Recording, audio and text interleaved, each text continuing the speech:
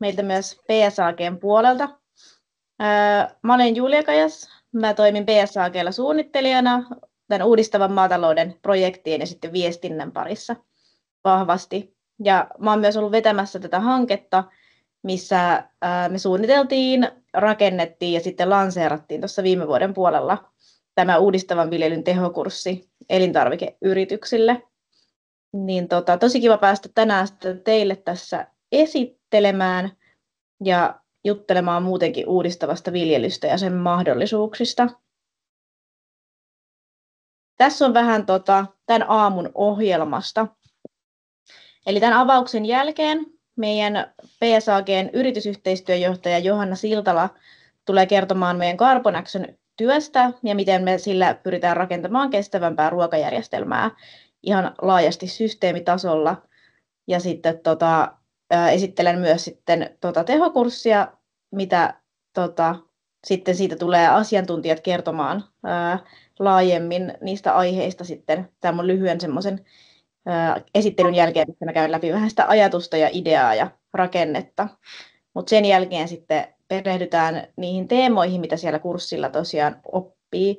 Eli ensin uudistava viljelijä Petri Jokela Jokelan tilalta tulee kertomaan viljelijän näkökulmasta, miten uudistava viljely parantaa huoltovarmuutta ja koko ruokaketjun resilienssiä. Sitten sen jälkeen saadaan vähän myös tutkimusnäkökulmaa. Meidän uudistavan maatalouden projektipäällikkö Katri Salovaara kertoo sitten myös tämän tutkimusperustaisista hyödyistä koko ruokajärjestelmälle. Sitten valitettavasti tämä Nestlen puheenvuoro, sieltä Niina Hannolan piti tulla kertomaan Nestlen työstä uudistavan viljelyn eteen ja miten he myös käyttää tätä tässä webinaarissa esiteltävää kurssia.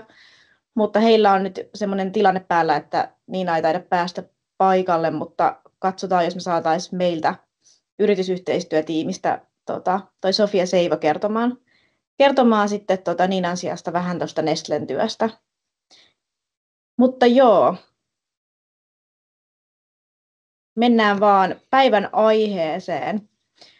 Mehän ollaan Baltic Sea Action Groupilla jo monen vuoden ajan tuotu uudistavaa viljelyä Suomeen. Ja on paljon tätä termikeskustelua, että millä termeillä näistä asioista puhutaan, mutta me ollaan sitäkin selkeytettäväksi luotu tämmöinen uudistavan viljelyn määritelmä. Eli tänään kun puhutaan uudistavasta viljelystä, niin puhutaan viljelytavasta, jolla pyritään ruoantuotannon yhteydessä parantamaan maaperän kasvukuntaa, vesien suojelua ja maatalousekosysteemien tilaa jatkuvasti ja kokonaisvaltaisesti. Eli se on se meidän määritelmä uudistavalle viljelylle. Mutta tästä lisää tulisi sitten kertomaan nyt sitten Baltic Sea Action Groupin yritysyhteistyöjohtaja Johanna Siltala. Ole hyvä.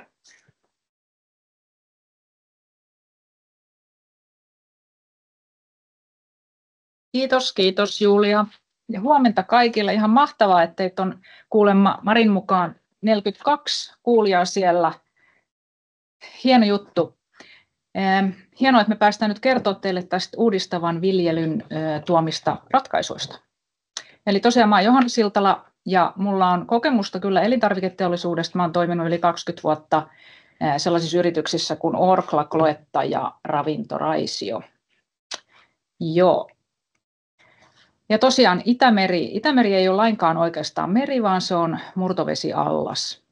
Ja se on hyvin matala, se on 55 metriä syvä keskimäärin, eli se on tosi haavoittuvainen. Mutta hyvä huomio tässä on, että 3/4 siitä on kuitenkin vielä elossa. Ja tämähän on työmme tarkoitus pitää Itämeri elossa. Baltic Sea Action Group. Meidän tavoite on olla vaikuttavin Itämeren pelastaja. Ja koko toimintaamme ohjaa tutkimus, vaikuttavuus ja joukkovoima. Ihmisen ja muun luonnon harmoninen yhteisolo on mahdollista, tähän me uskomme. Me ei siis olla ihan perinteinen ympäristöjärjestö, vaan me aina halutaan ottaa tähän joukkovoimaan mukaan myös yritykset. Ja Itämeren pelastamiseksi me tarvitaan tekoja sekä maalla että merellä.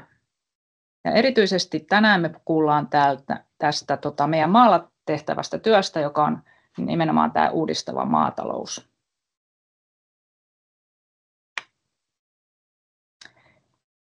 Ja sitten tämä varsinainen pihvi tässä mun esityksessä, eli miksi suomalaisen elintarvikealan yrityksen pitäisi olla kiinnostunut uudistavasta viljelystä.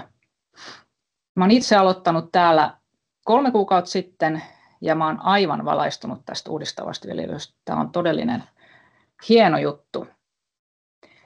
3 syytä, miksi pitäisi ymmärtää tästä jotain. Luonto vaatii muutosta. Sehän on ilmiselvää meille kaikille, että ilmastonmuutos on täällä. Samoin luontokato. Maaperän huonosta kunnosta harva tietää tosi paljon, mutta se on esimerkiksi EU:ssa jo hyvin vakava tilanne. Siellä on jopa 70% tosi huonossa kunnossa. Ja toi vesistöjen kuntohan meille näkyy oikeastaan ihan omin silmin.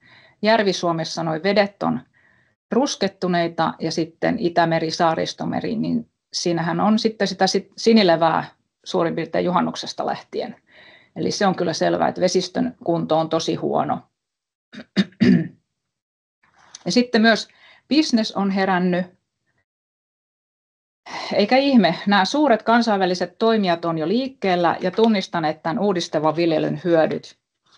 Näistä voi mainita muun muassa General Mills, valtaisa USA-lainen viljatalo ja nykyään myös kaikenlaista muutakin ruokaa. Ja sitten kanadalainen maailman suurin pakasteperunayritys McCain ja Nestle ja esimerkiksi Carlsberg. Ja voin kertoa teille, että iso kansainvälinen yritys on tiedustellut meiltä, miten me saisimme tänne Suomeen todella paljon lisää uudistavan viljelyn maatiloja. Kysyntää sille viljalle olisi. Ja pankit sekä vakuutusyhtiöt tekevät omien sijoitustensa Scope 3-arvioita ja tosi tarkkoja riskikorotuksia näille laina-asiakkailleen. Maatilayritysten kohdalla tämä satovarmuus on yksi suuri riskitekijä. Sitten on tämä huoltovarmuus. Sehän on päivän puheenaihe. Ja tuo geopolitiikka ikävä kyllä vaikuttaa suoraan esimerkiksi tuontilannoitteisiin aika huimasti. Ja sitten 3. syy on tämä EU. Ja kävipä tässä EU-omnibussin kanssa nyt miten tahansa, niin aito tarve vastuullisuustoimenpiteille säilyy siellä yrityksissä. Eli yritysten on todella tarkkailtava, mikä on ympäristön vaikutus yrityksen toimintaan ja toisaalta yrityksen vaikutus ympäristöön. Ja niin, uudistava viljely vastaa kaikkiin näihin huomioihin. Eli uudistava viljely mahdollistaa ruoantuotannon myös tulevaisuudessa. Tämä on iso statement ja tähän me uskomme. Baltic Sea Action Group ja Ilmatieteen laitoksen perustama Carbon Action on yhteistyöalusta, jonka tavoitteena on tehdä uudistavasta viljelystä ihan valtavirtaa. Tälle alustalle on kerätty viljelijät, yritykset ja tutkijat. Ja tätä yhteistyötä on tehty vuodesta 2017. Tänä aikana tässä on toiminut yli 100 tutkijaa, yli 2000 viljelijää, 13 yritystä ja siihen on saatu kerättyä yli 40 miljoonaa euroa rahaa. Carbon Action on siis tuottanut uudistavan viljelyn määritelmän, kriteerit, hiilen todentamisjärjestelmän ja kaikille avoimet opetusmateriaalit. Eli PSAG:n uudistavan viljelyn opetusmateriaalit, jotka ovat ilmaisia. Meillä on tämmöinen paljon pidempi e-opisto viljelijöille 60 tuntia. Tänään me puhumme tästä lyhyemmästä yrityksille suunnatusta tehokurssista, joka on kevyet 2 tuntia. Ja tämä on mun pääviesti, että tarvitsemme lisää maanviljelijöitä ja yrityksiä viemään Suomen ruokajärjestelmää kohti uudistavaa viljelyä. Et tervetuloa mukaan tähän vaikuttavaan joukkoon. Kiitos.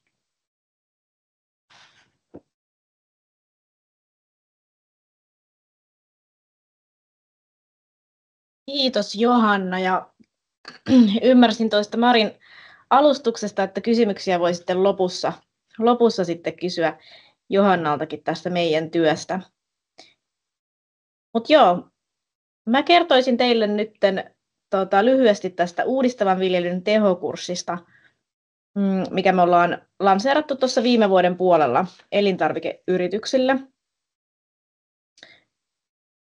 Eli kyseessähän on ihan tämmöinen maksuton kaikille avoin ja tiivis verkkokurssi, joka tarjoaa sen tieteeseen perustuvan tiedon, mitä me ollaan vuosien saatossa kerätty uudistavasta maataloudesta ja sen ratkaisusta, niin se kerää sen tiedon tämmöiseen yhteen pakettiin, ja sitten siellä löytyy myös käytännön neuvoja ja käytännön niin kuin työkaluja, millä elintarvikeyritykset nimenomaan voi sitten tulla mukaan siihen, että viedään uudistavaa viljelyä käytäntöön. Et sehän on toi koko meidän Carbon Action-työn ajatus, että me viedään niin kuin konkreettisin toimin tätä uudistavan maatalouden niin kuin ajatusta sit sinne maatiloille oikeasti, niin se, että miksi me ollaan lähdetty tämmöistä kurssia tekemään, niin nähdään niin, että uudistava viljely on jo maanviljelijöiden keskuudessa melko tunnettua. Et mehän ollaan julkaistu tämä 60 tunnin e-opisto, mikä on saanut hyvin levikkiä, ja sitä kautta muun muassa ollaan viety uudistavaa maataloutta maanviljelijöille ja sitä tietoa siitä. Mutta sitten se, että nyt alkaisi olla vaihe viedä sitä tietoa laajemmin ruokajärjestelmään, niin siinä on se pääsyy, miksi ollaan nähty, että tämmöinen verkkokurssi tälle olisi tilausta. Ja pääajatus tässähän on, että jotta me saadaan kestävämpää ruokajärjestelmää rakennettua, niin kyllä tietoa siitä maatalouden ja alkutuotannon roolista ja ratkaisuista niin pitäisi lisätä koko arvoketjussa. Niin meillä on nyt tämmöinen työkalu siihen, mikä me ollaan viime vuonna tosiaan julkaistu. Ja siellä on toi Mikko Peltsi-Peltola juontamassa, tuossa näkyy vähän kuvakaappauksia sieltä kurssilta. Eli hän on jokaisella luvulla kertomassa ja juontaa niin kuin ikään kuin tätä koko kurssikokonaisuutta. Joo, kenelle tämä on tehty? Tämä kurssi on nyt havaittu siis hyödylliseksi tosi monissa rooleissa ja monissa eri tehtävissä ruokaketjun yrityksissä. Eli siitä hyötyy johto esimerkiksi strategian kehittämisen kautta. Hankinnalle voi olla monia hyötyjä, esimerkiksi juuri hankintakriteerien kehittäminen ja tuotekehitys. Sitten siinä tietenkin myöskin markkinointi ja viestintä voi hyvin saada tästä suoraa sanotusta ja myös inspiraatiota sille työn tekemiselle omassa yrityksessä. Ja vastuullisuusyksikkö sitten voi hyödyntää tätä kurssia esimerkiksi, että veisi tätä niin kuin oman organisaation sisällä eteenpäin tätä uudistavan maatalouden mahdollisuuksien asiaa. Ja myyntiin ollaankin nähty, että tätä pystyy hyvin soveltamaan, että myyntitiimi usein voi tarvita lisää tietoa tämmöisestä vastuullisuusasioista, niin tämä kurssi on tämmöinen tosi kätevä paketti, esimerkiksi myös heidän kouluttamiseen. Ja myös sitten viljelijäyhteistyössä jonkinnäköisenä työntekijöiden perehdytyksenä tai introna. Eli tämä ei mene kovin syvälle sinne viljelijän tekemiseen, mutta hyvin antaa siihen semmoisen niin kuin yleiskatsauksen, että mitä siellä maatilalla tapahtuu. Mutta tämä soveltuu siis jokaiselle ruokajärjestelmän parissa toimivalle. Tämä on luotu sillä lailla yleistajuiseksi paketiksi tästä tiedosta, mitä me ollaan haalittu. Ja tässä vielä sitten tästä kurssisisällöstä. Eli siinä on tosi semmoinen monipuolinen sisältö, mikä on rakennettu yhdessä alan asiantuntijoiden kanssa. Eli on niin kuin paljon semmoisen leipätekstin lisäksi, että ollaan tehty semmoinen osallistava ja siinä on erilaisia elementtejä. Että paljon on esimerkiksi pienien videoiden muodossa sitä sisältöä, missä asiantuntijat kertoo. Ja tämä perustuu täysin tähän Carbon Action-yhteistyöhön ja tutkimukseen.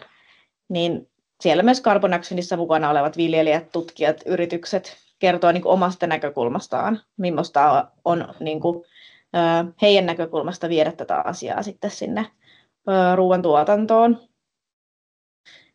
Ja tämä kurssi on semmoinen, joka suoritetaan ihan itsenäisesti pääsääntöisesti. Tämä yhteensä kestää noin 2 tuntia suorittaa, mutta jokainen luku erikseen on semmoinen 30-40 minuuttia. Tähän on rakennettu tai siis tässä on tämmöinen modulaarinen rakenne, eli pystyt käymään sieltä niin kuin vaan itsellekin hyödylliset osiot ja omassa järjestyksessä. Eli ei tarvitse välttämättä käydä kaikkia 4 lukua, jos tuntuu, että itselle on tärkeää vaikka vaan ymmärtää mitään uudistava viljely ja kouluttaa siitä työntekijöitä. Niin ollaan rakennettu tämä sillä lailla, että olisi tosi niin kuin kätevä käydä siellä työarjessa, tosi monissa erilaisissa rooleissa. Ja tuossa on tämä rakenne vielä sieltä, eli tässä on 4 tämmöistä lukua, missä on kaikissa oma pääviestinsä. On ensin johdanto uudistavaan viljelyyn, missä me kerrotaan siitä, että miksi niin kuin kestävyysmurros ruokajärjestelmässä on ylipäätään tarpeen ja miten uudistava viljely sitten voisi liittyä siihen ja miten siellä maaperässä onkin aika niin kuin monihyötyisiä ratkaisuja tähän asiaan. Sitten tämä 2. luku menee vähän syvemmälle, että mitä se uudistava viljely on. Siellä on uudistava viljelyn periaatteet, toimenpiteitä, viljelijät kertoo heidän tekemisestä. Ja sitten 3. luku on tosi keskeinen, eli mitkä on uudistavan viljelyn hyödyt. Ja niistä kuullaan nyt tänäänkin lisää asiantuntijoiden avaamina, eli ympäristön, huoltovarmuuden ja viljelijän kannalta, mitä hyötyjä uudistava viljely niin kuin tuo kaikkiin meidän meneillään oleviin kriiseihin tällä hetkellä.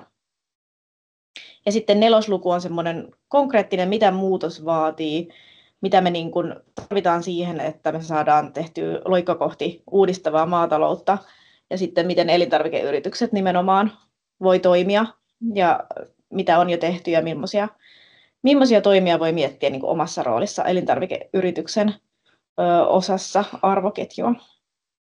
Ja sitten tässä on vielä noin kurssin oppimistavoitteet kiteytetysti.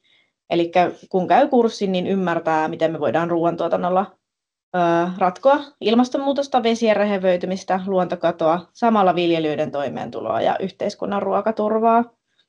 Ja sitten ymmärtää sen, mikä on ruokajärjestelmän eri toimijoiden rooli myös maatilan ulkopuolella. Ja sitten, että millä keinoilla oikeasti pystyy ryhtyä toimeen. Ja tuossa on sitten vielä QR-koodi, mistä toi kurssi löytyy, eli courses.psag.fi on toi avoin osoite, niin sinne voi ihan vaan rekisteröityä itselleen sopivana aikana ja lähteä suorittamaan sitä itselle sopivassa järjestyksessä. Mutta mä voisin lopettaa nyt tämän esityksen jakamisen tuosta. Ja seuraavaksi meillä ääneen pääsee Petri Jokela, eli seuraavaksi ajatuksena on, että niin kun näistä uudistavan viljelyn hyödyistä asiantuntijat tulee nyt avaamaan heidän näkökulmasta, ja Petrikin näkyy siellä kurssilla kertomassa viljelijän näkökulmasta sitten siitä, että miten tämä kurssi on hyödyksi miten uudistava viljely on hyödyksi siellä maatilalla, ja nyt tässä keskitytään sitten siihen huoltovarmuuteen. Niin ole hyvä, Petri. Jep, kiitti Julia. Pannaan jako päälle ja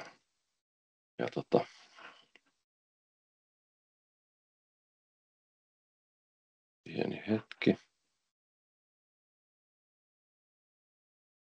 No niin, nyt on esitysmoodissa. Eli eli Petri Jokela ja Jokelan tilaa pidetään. Tämähän on sillä tavalla, että meillä on niin perhetila tavallaan, eli vaimo on tässä vahvasti mukana, Pia, ja tietysti lapset sitä mukaan, kun ne ehtii, alkaa olla sen ikäisiä jo, että on sitten niitä omiakin valintoja. Ja kuva on, voisiko 21 vuodelta, Ja syysviljan muokkausta aletaan tekemään, eli kuvasta näkyy, että lokkeja on aika paljon liikenteessä, ja se on se hyvä merkki, eli silloin siellä on myöskin matoja tai maaperässä. Ja se on, madot on ihan hyvä juttu loppupelissä. Eli Jokelan tilasta sen verran, ja viljelyperiaatteesta me ollaan pikkusen sellaisia niin kuin paluumuuttajia. Meillä oli molemmilla, oli kyllä, ja on edelleen urat muuallakin. Ja 2007 sitten kävi sellainen tilanne, että tuli mahdollisuus maatilan hankkimiseen, ja se on niin kuin muun puolen suvun tila. Ja voidaan sanoa myöskin, että mun kotipaikka. Ja se sitten saatiin hankittua ja lähdettiin viemään sitä eteenpäin. Ja 2010 siirryttiin luomuun, eli se oli se vaihtoehto silloin, kun me nähtiin se tilanne heti, että me ei niin kuin sillä tavanomaisella päästä eteenpäin hyvin, että luomu on se meidän vaihtoehto. Ja meidän periaatteita on tietysti tässä alhaalla kirjattuna, eli me viljellään jo 5. polvessa samaa tilaa, ja halutaan jättää tila paremmassa kunnossa seuraavalle polvelle, oli se sitten omasta porukasta tai sitten jostakin muualta, mutta kuitenkin ne maat pitää säilyä hyvänä ja parantaa niitä, se on se tavoite, ja joka vuosi tuottaa jotain elintarvikelaatusta tavaraa, ja me ollaan onnistuttu siinä joka vuosi, eli kun ollaan valittu kestäviä tuotantotapoja, niin sillä ollaan päästy sitten eteenpäin hienosti, eli uudistavalla viljelyllä. Ja näitä ostopanoksia pyritään tietysti välttämään, se on se taloudellinen puoli siellä, eli yritetään olla omavaraisia. Me kyllä ostetaan siemeniä melkein joka vuosi, että kyllä nyt jotain ostopanoksia tulee, polttoaineita koneeseen, mutta esimerkiksi lannoitteita, niitä me ei käytetä ollenkaan. Eli me lannoitetaan sillä viherlannoitusnurmella, ja sitten me jätetään kaikki alus- ja kerääjäkasvit, kaikki jää peltoon, myöskin niitto- ja puintijätteet jätetään, eli me otetaan vain se jyvä sieltä talteen. Ja mehän ollaan oltu Carbon Actionissa mukana, olisiko vuodesta 2019, jos muistan oikein, ja sitten osallistuttiin myöskin HITTI-hankkeeseen. Näistä kuvista sen verran, niin siinä näkyy tuo juuri tuossa ylhäällä ylemmässä kuvassa, eli siellä on niitä typpinystyröitä, näitä tavoitellaan tietysti, ja alempi kuva on se muokkaus tapahtunut, ja toi näyttää ehkä paksummalta toi muokattu kerros, mutta se on noin 5 senttiä, se on ehkä vähän kuohkeutunut, eli me muokataan tosi matalaa, me ei kynnetä ollenkaan, vaikka ollaan luomutila, me ollaan luovuttu siitä, ja ihan sen takia, että meillä on viljelykierto tietysti, ja me pidetään 100% ympäri vuoden maat kasvipeitteisenä. Eli koko ajan tapahtuu siellä. Oikeastaan tuohon voisi sanoa, että silloin kun me kylvetään, niin se on 2 viikkoa noin maks, kun maa on mustana, mutta niin kuin tuosta kuvastakin näkyy, niin sillä meidän muokkaustavalla kaikkea ei kumminkaan saada sieltä pois eikä pidäkään, vaan sinne jää aina sitä vihreätä kasvia, vähän elämää, ja se on se meidän tarkoituskin, eli täysin mustaksi sitä maata ei koskaan muokata. Ja semmoinen vielä, että kun meillä on se viljelykierto, niin koko pinta-alasta kerrallaan vain 1/3 muokataan. Eli on se ja kevätvilja, syysvilja, ja sitten on se viherlannoitusnurmi, joka annetaan tietysti tuolla ympäri vuoden sen viljelykierron mukaisesti. Uudistava viljely ja sitten se huoltovarmuusasia.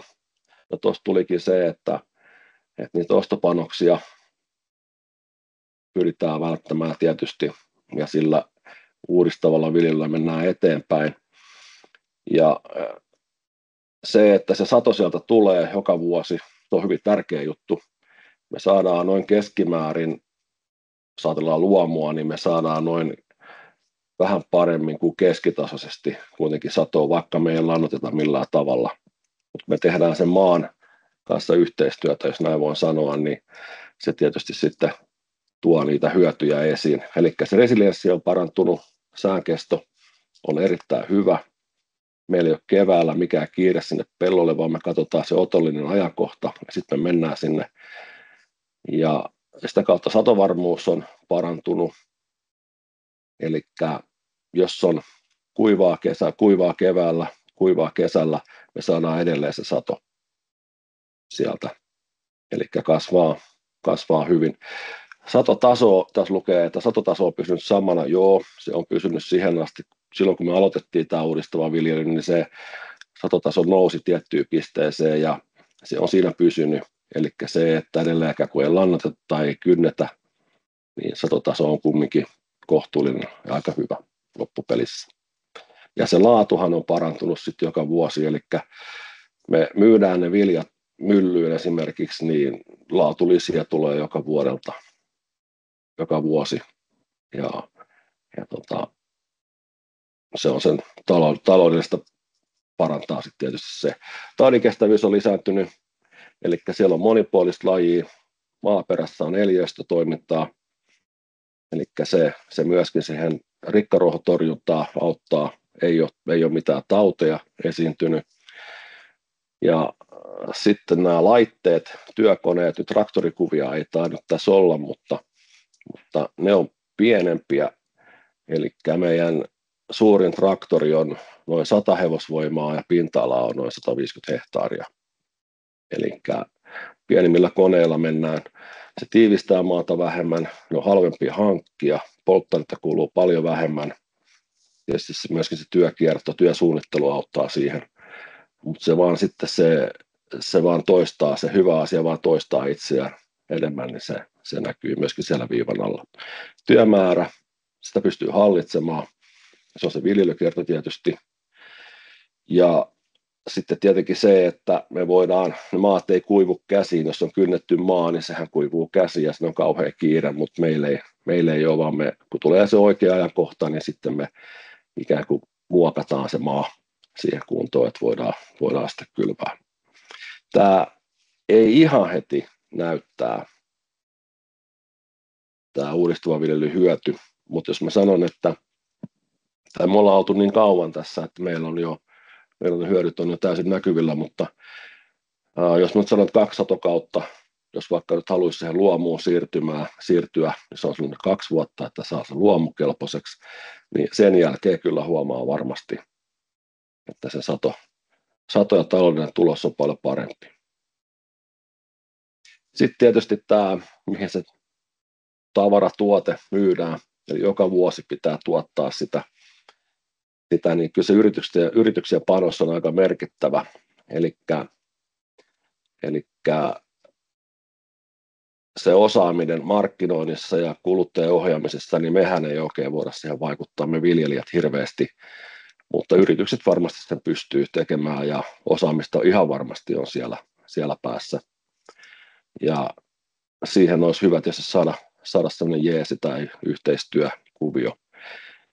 Ja tässä on myöskin se, että uudistavan viljelyn menetelmät mahdollistaa sen viljelyn myöskin tulevaisuudessa, eli se ympäristömuutos on täällä ihan varmasti, ja se on näkyvissä, ja se on nämä kauheat tuulet, myrskytuulet esimerkiksi, kuivuutta on, tai sitten vettä tulee kerralla niin rajusti, ettei ne mennä mahtuu mihinkään. Varsinkin jos on rakennettu ympäristö, niin siellä ne tulvat on aika massiivisia, saattaa olla yhtäkkiä.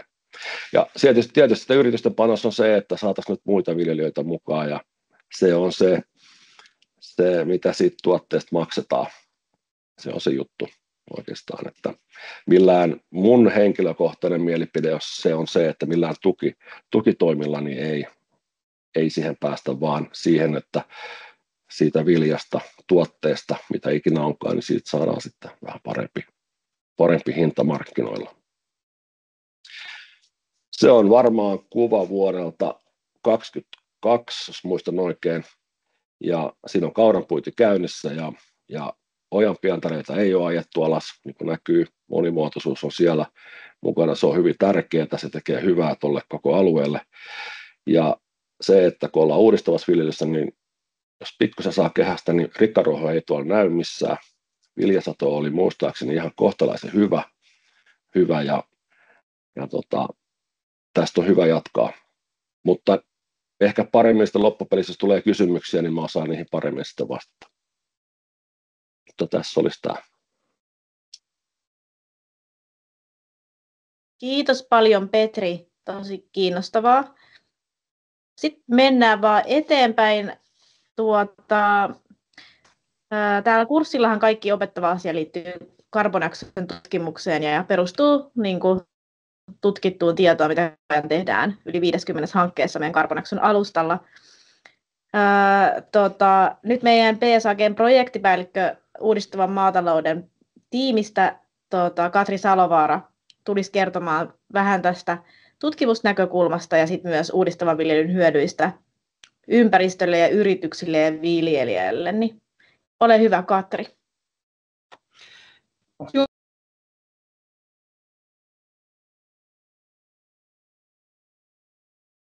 Anteeksi, Katri, laitatko mikrofonin päälle?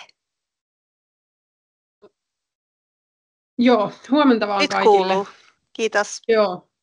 Meillä on täällä tämmöinen yhteismikki, niin se vaatii tämmöistä koordinointia. Hyvä, kun huomautit sieltä. Mun nimi on tosiaan Katri Salovaara ja mä tulin kertomaan teille nyt tähän sellaisen hyvin niin kuin, ylätason tietopaketin näistä meidän uudistavan viljelyn tutkimuksista. Me ollaan tehty paljon eri puolilta tutkittusta aihetta ja lisää on tulossa ja varsinkin tarkempia tuloksia on tulossa nyt tästä meidän isoimmasta tutkimuksesta tämän vuoden loppuun mennessä. Mutta mä en mene ihan yksityiskohtaisesti niihin kaikkiin, mutta mielellään tosiaan sitten, jos kiinnostutte, niin kuullaan ja annetaan lisätietoja kyllä sitten yksityiskohdistakin myöhemmin. Ihan alkuun tähän tämmöinen, niin kuin, mitä me ajatellaan, että mitä se uudistava maatalous on ja miten se uudistava maatila toimii. Petri tuossa hyvin valaisi heidän tilansa hienoa työtä ja se on niin kuin tosi mahtavaa nähdä, että sit kun tila on pitkäjänteisesti sitoutunut niihin menetelmiin, niin todellakin sieltä sitä tulosta tulee. Ja se, että satotaso pysyy samana, niin kertoo siitä, että siellä hoidetaan sitä maata pitkäjänteisesti ja systemaattisesti. Mutta sitten se, mikä siellä Petrillä musta hienosti nousi esiin myös, että vaikka satotaso on saavuttanut sen tietyn pisteen ja ei siitä ole laskenut. Toki sitten tulee myös tämä, että tietyt kun ostopanokset puuttuu, niin sitä satotasoa ei saada välttämättä kasvatettua, mutta sitten siellä tapahtuu sitä laadullista ja satovarmuuden kasvua, mitkä on tässä muuttuvassa maailmantilanteessa itse asiassa todella tärkeitä ja jopa tärkeämpiä kuin se sadon määrän optimointi, koska se sadon määrän optimointi usein liittyy siihen ostopanoksiin ja sellaiseen lyhyen aikavälin intensiiviseen viljelyyn. Ja se on nyt uudistavan viljelyn tietyllä tavalla vastakohta. Ja me ajatellaan, että sen kaiken keskiössä on viljelijä, joka haluaa sitoutuneesti toimia sen maaperän niin kuin hyväksi, ymmärtää tekevänsä, niin kuin Petrikin sanoi, maaperän kanssa yhteistyötä. Eli me ajatellaan, että viljelijä toimii yhteistyössä peltojensa kanssa ja ekosysteemin kanssa, ei niinkään taistele sitä vastaan. Hyväksyy sen, että siellä on tietyt lainalaisuudet ja sen sijaan, että sieltä yrittää tavallaan saada sen maksimituloksen, niin miettii, että miten pitkällä aikavälillä kestävästi, tuloksekkaasti voi hyödyntää niitä vallitsevia olosuhteita. Maaperän häirinnän minimointi tarkoittaa sitä, että siellä pidetään se mikrobisto, joka on se meidän tärkein urakkaporukka siellä maaperässä niin toiminnassa, ja se mikrobisto on erittäin tärkeässä roolissa, jopa ehkä kaikkein keskeisin nyt vaikuttaisi viimeisimpien tutkimustulosten valossa siltä, että se on jopa sitä kasvustoa oleellisempi ja sitä biomassaa ja juurimassaa oleellisempi siinä hiilen sitoutumisessa maaperään, mikä taas sitten vaikuttaa suoraan niihin pellon kasvihuonekaasupäästöihin ja siihen kasvihuone- ja kaasun vaihdantaan siellä pellossa. Me halutaan uudistavassa viljelyssä kannustaa maksimoimaan sitä viljelykasvien valikoimaa. Se tulee sieltä viljelykierron kautta, mutta sitten myöskin lohkokohtaisesti. Eli hyvin rohkeasti kannustetaan viljelijöitä kokeilemaan erilaisia tapoja viljellä. Siellä on kerääjäkasvit vaihtoehtoina. Biodiversiteetin lisäämiseen pelloilla on nyt tutkittu uusimpana tätä monimuotoista kasvustoa, eli siellä on monimuotokaistaa, kerääjäkasvia, satokasvin joukossa, ja sieltä on tulossa ihan kiinnostavia tutkimustuloksia. Se tutkimus on vähän kesken vielä, päättyy tänä vuonna, ja sitten saadaan ikään kuin lopullisempia tuloksia. Ja sitten halutaan pitää maanpinta peitettynä. Se tarkoittaa sitä, että eroosio vähenee, ravinnevalumat vähenee, ja myöskin ne ravinteet jää sinne peltoon kasvien käyttöön. Ja kotieläimet kuuluu meillä siihen uudistavaan viljelyyn. Ajatellaan, että kotieläinten kautta sinne saadaan orgaanista ainesta, mutta myöskin laiduntavat eläimet ruokkii sitä maaperän mikrobistoa, jotka taas sit puolestaan auttaa siinä hiilen sidonnassa sinne maaperään ja myöskin siinä ravinteiden kulkeutumisessa kasveille. Eli tässä vielä tiivistettynä uudistava viljely parantaa sitä hiilen sitoutumista. Sitten se lisää luonnon monimuotoisuutta, ja luonnon monimuotoisuus tarkoittaa nyt siis muitakin kuin niitä lintuja ja pörjäisiä, ja me siinä luonnon monimuotoisuudessa niin uudistavassa viljelyssä katsotaan just sinne pellolle ja pellon pinnalle, mutta myös pellon päälle.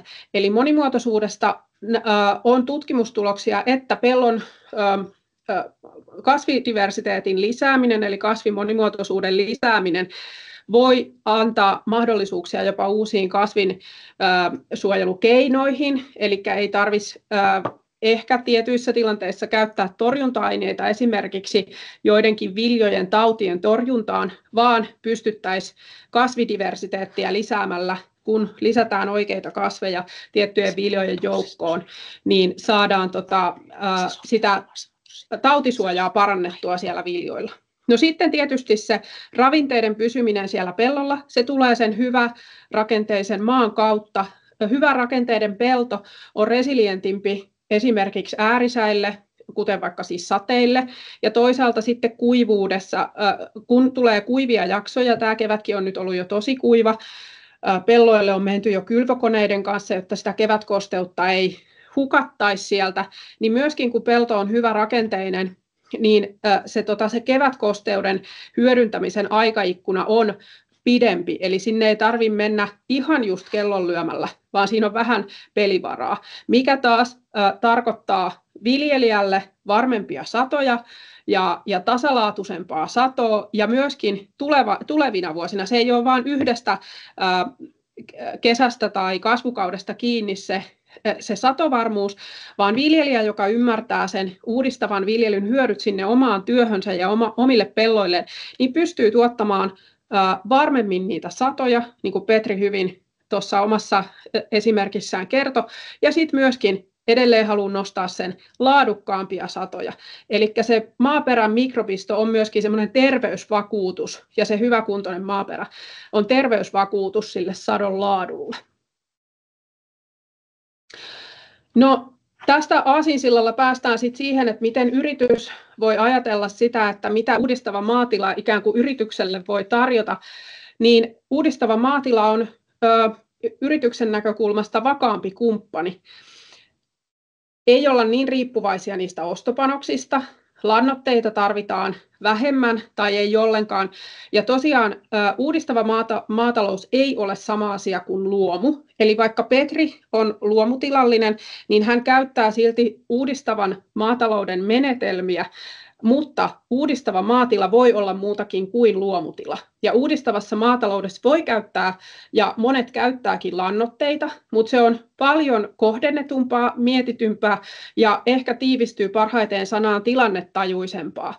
Eli uudistava maanviljelijä tekee tilannetajuisia ratkaisuja. Jos siellä joskus on ikään kuin tasapainon ja kokonaisuuden ja kokonaishyödyn kannalta tarpeen käyttää kemiallisia lannoitteita, kemiallisia kasvinsuojeluaineita, niitä voi edelleen käyttää. Ei me haluta olla niin kuin fundamentalistisia tässä asiassa, mutta tietysti se pitkän aikavälin pyrkimys on irrottautua niistä ostopanoksista, pyrkiä hyödyntämään sitä ekosysteemiä siinä ruoantuotannossa niin pitkälle kuin se ikään kuin on mahdollista.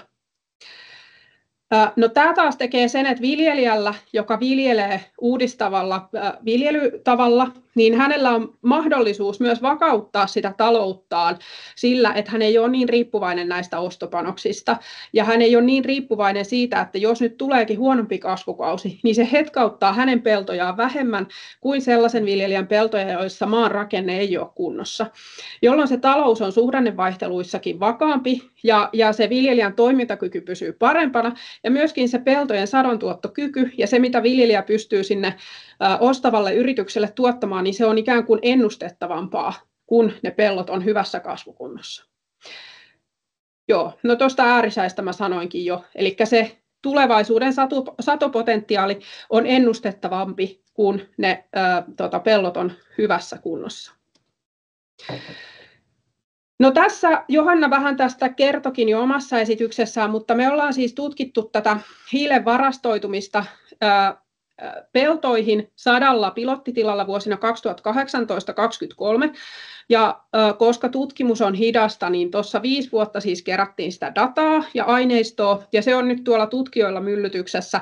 Sieltä on ihan ensimmäisiä tuloksia nyt tulossa sitten niin, että niistä viestitään kyllä isommin sitten, kun niistä saadaan varmaa tietoa, ja ensimmäisiä tuloksia lähinnä viljelijöille, jotka on tässä meidän niin kuin tutkimuksessa ollut mukana, niin peltokohtaisia, lohkokohtaisia tutkimustuloksia on nyt tullut.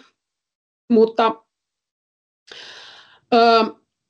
joo, sitten uusimpana siis tähän tutkimukseen on nyt otettu mukaan myöskin biodiversiteetin vaikutus siihen hiilen sitoutumiseen.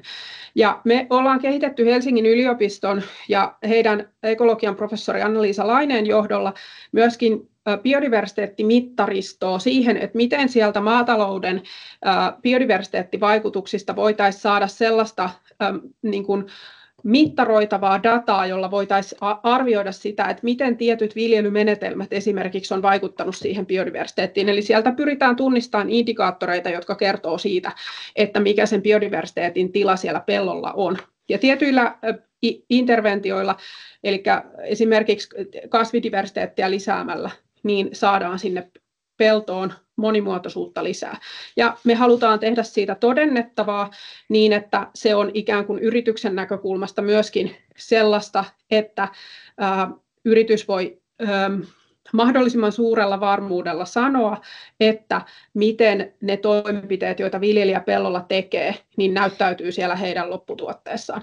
Mutta tämä tutkimus on alkuvaiheessa ja sitä edistetään koko ajan ja se linkittyy siihen hiilen sidontaan, mutta tästä mittaristosta mulla ei ole vielä antaa teille sellaista, että tässä tämä mittaristo tällaisenaan on, mutta se on niin kuin kehitteillä.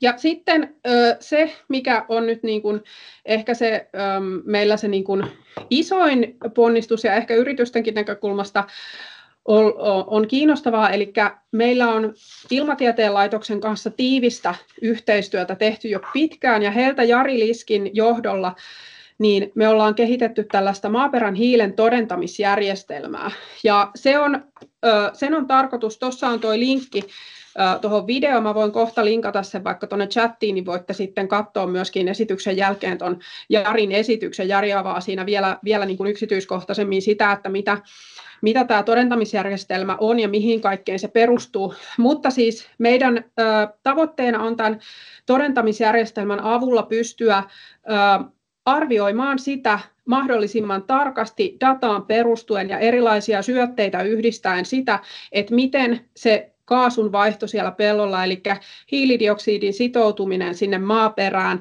ja sitten toisaalta se kasvien yhteytys, niin miten se pelto kykenee sitomaan hiiltä ja minkälaisia vaikutuksia sillä on juuri sitten siihen ilmastonmuutokseen käytännössä.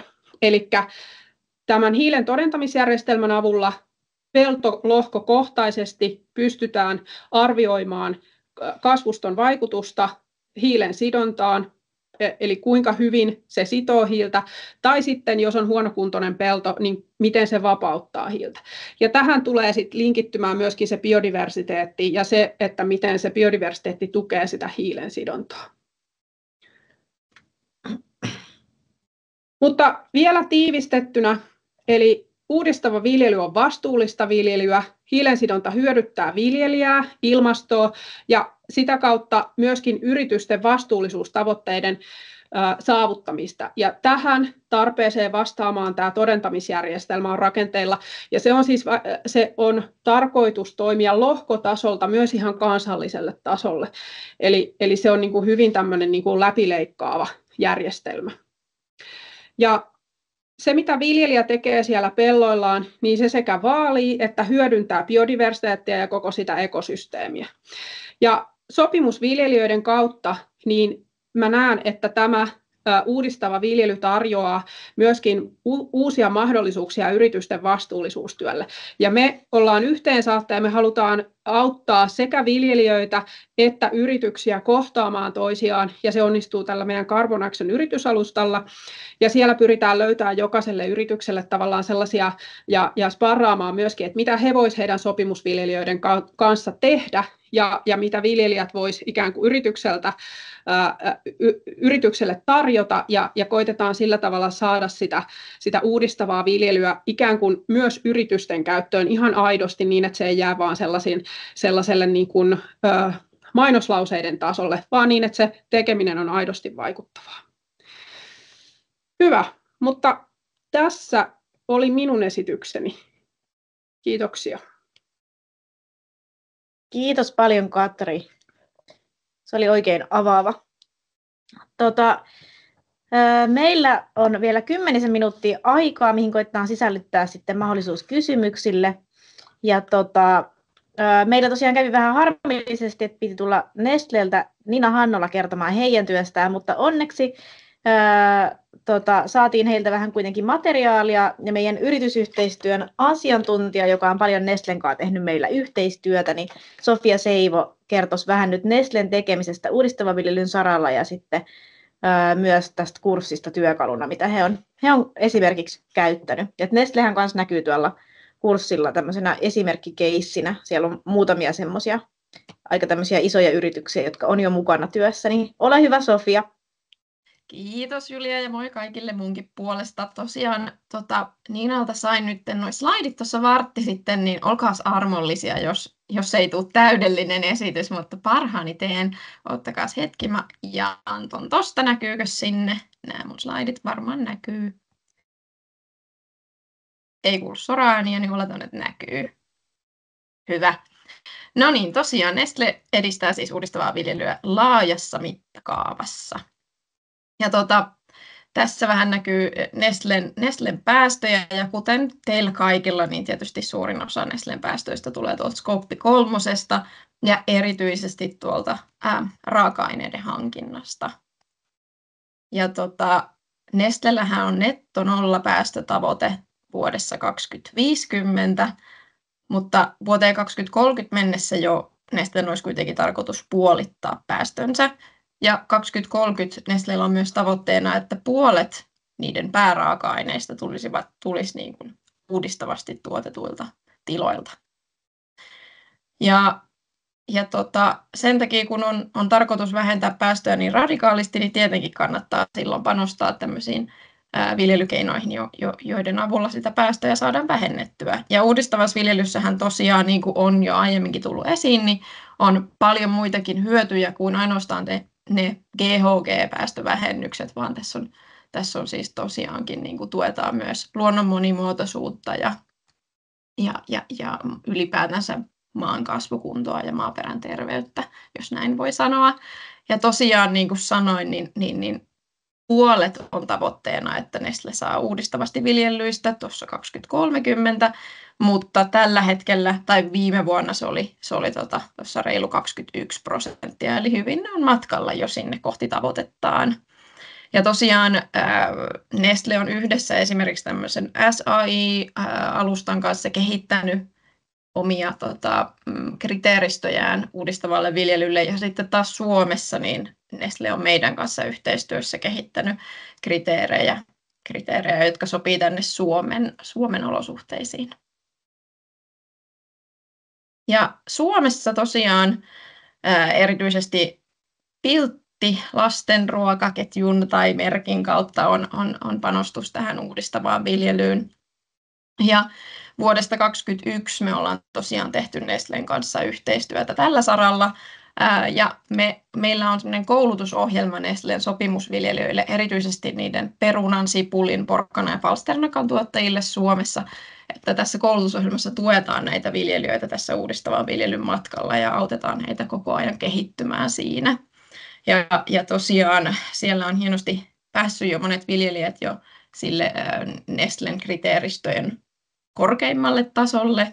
Ja esimerkiksi viime kesänä sitten aloitettiin semmoinen 5-vuotinen tutkimus, jossa on tarkoitus mitata maaperän hiilen vaihtelua ja erityisesti verrataan tämmöistä niin kuin, ei niin kuin uudistavaa viljelyä ja uudistavaa viljelyä tämmöisillä tutkimuslohkoilla ja katsotaan, että miten se hiilen määrä siellä maaperässä muuttuu.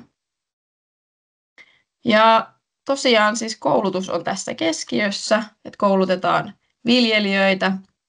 Heillä on oma tämmöinen verkostonsa ja porukkansa. Me käydään vuosittain retkillä. Tuossa näkyy kuva esimerkiksi meidän nyt tammikuun reissusta tuommoiseen uudistavan viljelyn konferenssiin. Se oli tosi kiva ja tuolla pelloilla on käyty ja oikeasti tutkittu niitä asioita siellä, miltä asiat näyttää.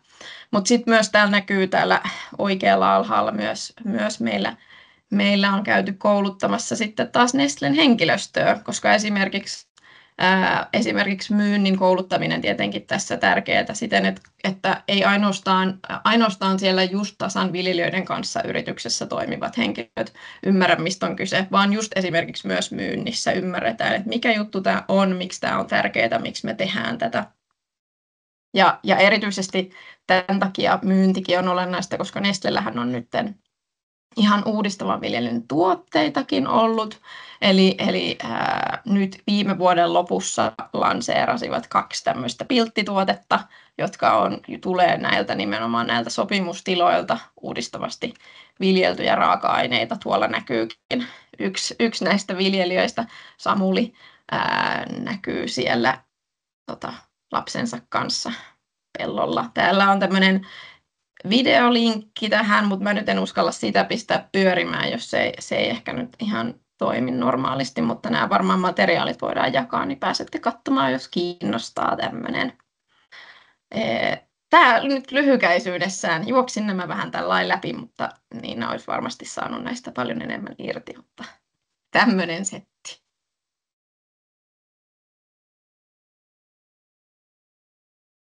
Kiitos paljon, Sofia. Toi oli ihan huippua kuitenkin nähdä tätä yhteistyötä meidän vuosien varrella.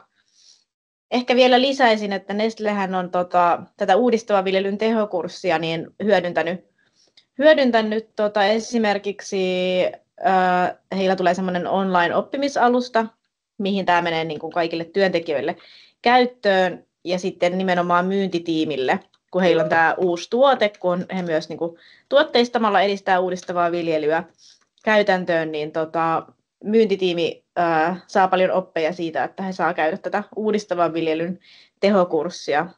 Niin olisi varmaan pystynyt kertoa tästäkin laajemmin, mutta muistan tästä nuo kohdat, miten he tätä kurssia muistaakseni hyödyntää.